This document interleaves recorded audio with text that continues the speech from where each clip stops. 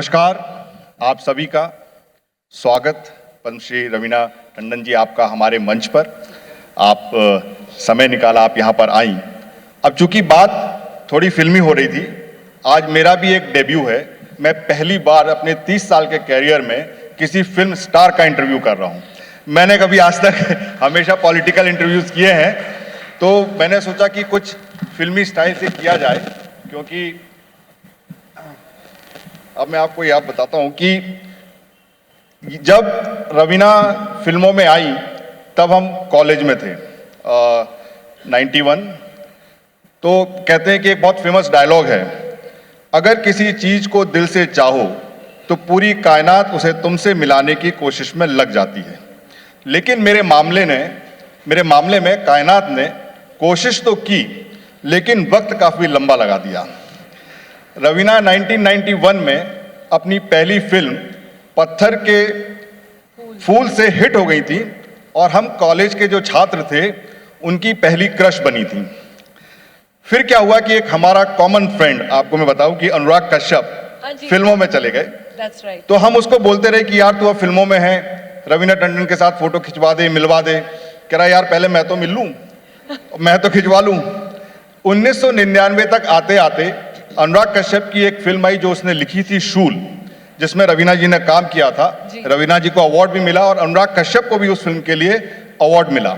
हमने उसके बाद उसको फिर कहा कि भाई अब तो तू काम कर चुका है, अब मिलवा दे, तो वो नहीं हो सका।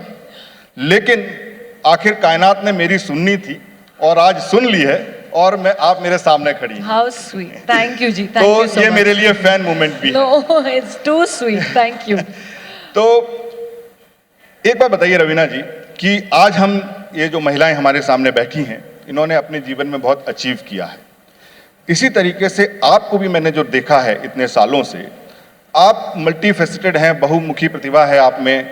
चाहे कमर्शियल फिल्म्स हो, चाहे आर्ट्स फिल्म हो, हर के लिए उनको अवार्ड मिला है। अगर दमन के लिए नेशनल अवार्ड मिला तो पहली फिल्म पत्थर के फूल के लिए उनको डेब्यू का अवार्ड मिला कमर्शियल। लेकिन आपको दिल से क्या अच्छा लगता था, कमर्शियल फिल्म करना कि आर्ट फिल्म करना? पहले तो मैं धन्यवाद करके शुरू करूंगी। पहले तो सबको बहुत प्यार भरा नमस्कार मेरा कि आप लोग इस समय इस शाम आए हैं हम लोग के साथ। बहुत ही हमारी इंस्पिरेशनल जो लेडीज़ हैं उनको ऑनर करने के लिए, तो मैं पहले तो आप लोगों को धन्यवाद से शुरू करना चाहती हूँ। Thank you for being here. और धन्यवाद मैं आपको भी करना चाहती हूँ और जो हमारे सर थे जो होस्ट हैं उनको भी करना चाहती हूँ। उन्होंने इतनी बढ़िया और इतनी अच्छी बातें की कि I hope I live up to the expectations. But I would also like to thank IBC 24 कि उन्होंने ये मंच चुना, being the number 1 channel today in Chhattisgarh. Thank you. कि congratulations to you all for being the number 1 channel Chhattisgarh. Thank you. कि congratulations to you all for being the number 1 channel। कि आप लोग ने ऐसा एक मंच ये जो हमारे शक्ति अवार्ड्स हैं फॉर विमेन, जो शक्ति सम्मान अवार्ड्स हैं, ये ऐसा मंच है जो हमारी लेडीज़ को, हमारी महिलाओं को इनकरेज करता है, इंस्पायर करता है कि हम उनको भी अप्रिशिएट करते हैं कि वो क्या कर रहे हैं, उन्होंने क्या अचीव किया है।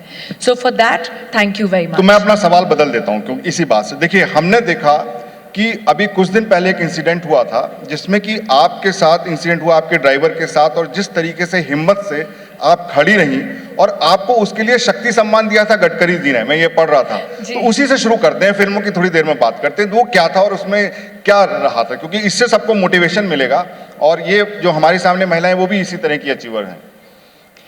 ऐसा हुआ कि कभी कभी क्राइम ऐसी चीज़ होती है कि अलग अलग प्लानिंग होती है और हम सेलिब्रिटीज़ जो हैं, जो मुंबई में रहते हैं, हमारे पास ना कोई XYZ सिक्योरिटी होती है। हम लोग एक्चुअली हाँ मेहनत से हम पहुंच जाते हैं जहाँ हम जिस मुकाम पर पहुंचना चाहते हैं। फिल्म इंडस्ट्री कोई आसान जगह नहीं है, मेहनत से ही मिलता है। अगर आपके पास मेहनत करने की क्षमता नहीं है और आपके पास टैलेंट नहीं है तो शायद आप नहीं टिक सकते इस इंडस्ट्री में, किसी भी इंडस्ट्री में। मैं तो कहूँ कोई भी आज जहाँ पे भी सक्सेसफुल है वो अपनी मेहनत और अपने बलबूते पे ही सक्सेसफुल है। तो ऐसे ही कुछ नहीं सबको मिल जाता। बट अनफॉर्चुनेटली हम सेलिब्रिटीज़ जो हैं, क्योंकि हम एक ग्लैमर हर वर्ल्ड से बिलोंग करते हैं, we are very easy targets, हम लोग सॉफ्ट टारगेट्स हैं। हमारे न ऐसे हैं कि बॉडीगार्ड्स चारों ओर घूमते हैं, हाँ ऐसे पब्लिक फंक्शंस में यस, बट रोज़मर्रा की ज़िंदगी में ऐसा कुछ नहीं है। हम भी मार्केट जाते हैं, अपनी भाजी कभी कभी खुद खरीदते हैं, तो ऐसी कोई बात नहीं है। बच्चों को स्कूल छोड़ते हैं, बच्चों को स्कूल से पिकअप करते हैं, उनके क्लासेस छोड़ते हैं, कभी कभी ड्राइवर नहीं आते हैं तो हम खुद गाड़ी चला के जाते हैं। तो sometimes we are very easy targets, और ऐसा ही कुछ एक सिचुएशन हो गया था मेरे घर के बाहर, जो बांद्रा में आप लोग सुन ही रहे हैं ऐसे हो रहा है। अभी सैफ अली खान जी के यहाँ भी ऐसा अटैक हुआ था, कुछ ऐसा ही प्लान मेरे घर के बाहर भी हुआ था, जहाँ उन लोग जो निर्दोष थे मेरे स्टाफ, उनको फंसाने की कोशिश कर रहे थे। और मुझे लगा पहले लेडीज़ हैं, तो मैंने कहा चलो ये दो मर्द लेडीज़ के साथ अकेले फंस गए, मैं खुद जाके माफ़ी मांग लेती हूँ अगर उनसे गलती हुई है। तो जब तक मैं गई सडनली एक मॉब आ गया था, वो लेडीज़ नहीं रही, करीब 20-30 आदमी आ गए थे। तो मुझे लगा कि my staff is going to be in danger, तो मैं वहीं खड़ी रही, उनको घर के अंदर घुसने नहीं दिया। वो घर में घुसने की कोशिश कर रहे थे, हम लोग को धक्का मार मार के, और जो हमारा मेल स्टाफ मिल रहा था उनको मार रहे थे।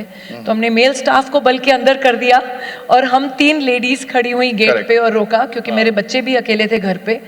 एंड ये अल्टीमेटली पुलिस वालों ने भी कहा कि ये स्कैम है, वो आपको डराने की कोशिश कर रहे थे कि आप बोलते चलो पैसे लेके सेटल कर लो, बट उस समय दिमाग नहीं चलता है, उस समय you can only think of your children and the safety of your staff, and जो आपके परिवार जैसे हो जाते हैं, जो सालों के साथ आपके साथ रहते हैं। तो for me their safety is also very important. मैं उनको ऐसे ही थोड़ी, मतलब it's in English thing, you can throw them under the bus literally. So for me I believe, मेरा ये विश्वास है, और मैं समझती हूँ मेरा ही नहीं लेकिन जो हमारी महिलाएं यहाँ बैठी हैं, एक विश्वास ज़रूर ये है कि हम सब में एक अंदरूनी शक्ति रहती है। हम यहाँ शक्ति समान की बात कर रहे हैं, तो पहले ज़माने में औरतों को देवियों के रूप से क्यों पूजते थे? आज उसको इंग्लिश में मल्टीटास्किंग बोलते हैं, कि औरतें मल्टीटास्किंग कर सकती हैं। वो घर गृहस्थी भी संभाल सकती हैं, अपना जॉब भी संभाल सकती हैं, इन लॉज को भी संभाल सकती हैं, बच्चों का होमवर्क भी कर लेती हैं, रोज़ खाना भी बना देती हैं, कपड़े भी धो देती हैं, इस्त्री भी कर लेती हैं, यूनिफॉर्म्स भी तैयार कर देती हैं, अपने हस्बैंड का डब्बा भी नेक्स्ट डे ऑफिस के लिए तैयार करती हैं। तो इसलिए उनको देवी के रूप से माना जाता था, जो इंग्लिश में आजकल हम उसको बहुत आसानी से मल्टीटास्किंग कह देते हैं। मैं तो अपने हस्बैंड को बोलती हूँ, एक दिन तुम करके देखो जो मैं करती हूँ और मुझे बता दो। Seriously correct. तो घर गृहस्थी भी ऐसी आसान नहीं है। हाँ। तो हमारे जो पूर्वज थे, वो औरतों को उस सम्मान से देखते थे कि अगर एक महिला चाहे तो वो काम करके, जॉब करके घर की लक्ष्मी भी बन सकती है, वो एडुकेट अपने आप को बन के टीचर प्रोफेसर बन सकती है, सरस्वती का भी रूप बन सकती है, उसको छेड़ो तो काली और माँ चंडिका भी बन सकती है। बिल्कुल, ये देखा। और अगर चाहो तो दुर्गा का रूप भी बन सकती है। सो फॉर मी, एक औरत में ये शक्तियाँ हैं, उन्हें बस पहचानने की ज़रूरत है, और वो एक बार आप शक्ति को पहचान लो तो आपको कोई नहीं हिला सकता। और बिल्कुल सही बात है, हमने देखा कि रियल लाइफ में तो ऐसे रोल किए ही हैं रवीना जी ने, जिस तरीके से हमने दिखाया भी था, और रियल लाइफ में भी वो अगर ऐसा मौका पड़े तो पीछे नहीं हटती हैं। एक और बहुत अच्छी साइड है, आपकी साइड है, जो हम शुरू से देखते हैं और हमने पढ़ा उसके बारे में, कि आपने 2 बच्चियों को अडॉप्ट किया, उनको पढ़ाया लिखाया, बड़ा किया और उनकी शादी तक की। ये उस समय आपने किया जब आज के ज़माने में भी लोग बच्चे अडॉप्ट करने से थोड़ा झिझकते हैं और बहुत ज़्यादा आसान भी नहीं है। तो उसके पीछे क्या मोटिवेशन था, वो जानना चाहूँगा छोटे। देखिए, मैं समझती हूँ जहाँ तक कि हम महिलाएं हैं, मैं ये नहीं कहती हूँ कि एक घर में पिताजी का इन्फ्लुएंस नहीं होता, उनका भी स्वभाव वगैरह बच्चों पे असर पड़ता है, लेकिन मेनली जो माँ का एक प्रभाव पड़ता है बच्चे की अपब्रिंगिंग पे, वो बहुत ज़रूरी है। ये इंस्पिरेशन मेरी माँ से आया मुझे, क्योंकि वो बहुत ही NGOs, बहुत सारे चैरिटी ऑर्गेनाइजेशंस के लिए काम करती थी, और उन्होंने मोस्टली मुझे लेके साथ चलती थी। तो मैंने भी उनसे काफ़ी सीख लिया कि यू नो हाउ टू, एक जो बोलते हैं ना, एक वो इम्बाइब हो जाता है आप में। तो पलते बढ़ते ये हमने सीख लिया था उनसे। एंड जब मैंने एक ऐसा मौका पाया कि मैंने देखा कि चलो हम दूसरे ऑर्फनेजेस के लिए काम करते हैं, बहुत सारी ऐसे संस्थाओं के लिए काम करते हैं, तो लेकिन ये जो दो बच्चियां थी ये मेरे सामने पैदा हुई थी क्योंकि मेरी कज़न की बच्चियां थी। लेकिन मैं अंडर एज थी तो मैं उनको अपना नहीं सकती थी, उनके parents they were no more, short story मैं बताऊंगी। ओके, हाँ, यस। एंड देन उस समय लीगल नहीं था अडॉप्शन सिंगल मदर्स को, तो मेरी मम्मी लीगल गार्डियन बन गई। एंड देन जब जैसे मैं 21 की हुई मैं दोनों बच्चियों को घर ले आई and then I was the legal guardian till now. So अच्छी स्टोरी थी। और अब मेरा वो प्रश्न कि चूंकि आपको कई अवार्ड मिले हैं, फिल्म फेयर अवार्ड है, नेशनल अवार्ड है, पद्मश्री से आप सम्मानित हैं जी। और हर तरह की फिल्में, चाहे कमर्शियल हो चाहे आर्टिस्टिक सिनेमा हो, तो लेकिन आपका दिल कहाँ लगता था, किस तरह की फिल्मों में ज़्यादा लगता था? तो आई थिंक ऑनेस्टली जो कमर्शियल फिल्म्स हैं लोग समझते हैं वो फन एंड गेम्स हैं, लेकिन वो ज़्यादा मेहनत लगती है। क्योंकि आप कड़क कड़क धूप में आप कहीं बंजार ज़मीन पे डांस कर रहे हो, उतनी कड़क धूप में लेदर बूट्स वगैरह पहन के, 2.5 किलो का घाघरा पहन के, कभी कभी तो विग पहन के, मेकअप लगा के आप पिघल रहे हो लेकिन आप काम कर रहे हो। मतलब मैं तो 49 डिग्रीज में राजमुंड्री में काम कर चुकी हूँ जब इट वाज 48-49 डिग्रीज, तो वो आदत सी पड़ जाती है एक, but it is tough. Okay, तो जो लोग हीरोइन बनना चाहते हैं उन्हें लगता है कि बहुत ग्लैमर वाला काम है, ऐसा है नहीं, मेहनत आपको वहाँ भी करनी पड़ेगी, ये जान लीजिए। और उसके बाद देखिए हम आपको लगातार देख रहे हैं 1991 से 2000 OTT आया, आप भी समय के साथ बदल गई, आपने OTT पे भी काम किया, वहाँ भी अवार्ड जीत लिया। तो ये जो क्या अंतर हुआ, ये क्या ट्रांसफॉर्मेशन है, आप क्या समझती हैं कि अब OTT आ गया, फिल्म रह गई, या दोनों का भी जगह है? ऐसी कोई बात नहीं है।